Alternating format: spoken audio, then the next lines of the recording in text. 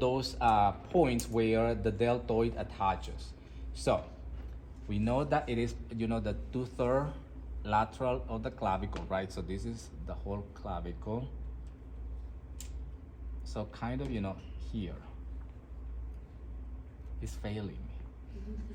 Has no cover. Maybe let's try the other side. Okay. No. Do you guys have another? Okay. Thank you. You can pass it on. We'll see. Okay. There we go. Okay. And it also has attachment to the, you know, acromion. So this is the lateral border of the acromion. And also almost the whole spine of the scapula, right? So you gotta follow the whole spine of the scapula. Okay. So now you know that it goes to the deltoid tuberosity. We can split it in two midpoint, so it probably could be like here on the deltoid tuberosity. So now you can just draw this line all the way here. These fibers come scratching you.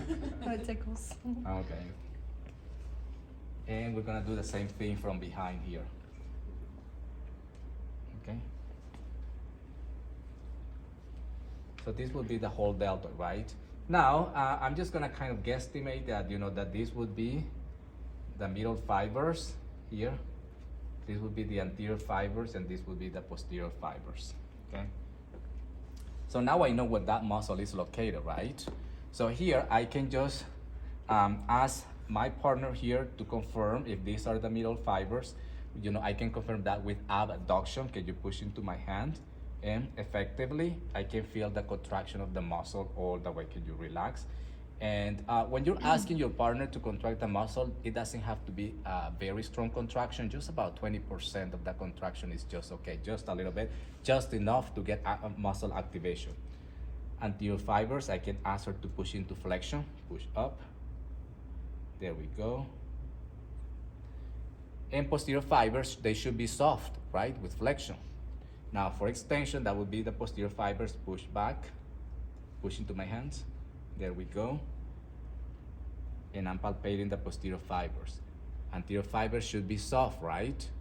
So this muscle is an antagonist to itself because the middle fibers, I can shorten them with abduction and get them elongated with adduction. The anterior fibers, I can shorten them with flexion and I can elongate them with extension. The posterior fibers, I can get them short with extension and get them elongated with extension, the anterior fibers in this case. Or no, get them elongated, the posterior fibers with flexion, right? You can see here, elongated if you see the drawing.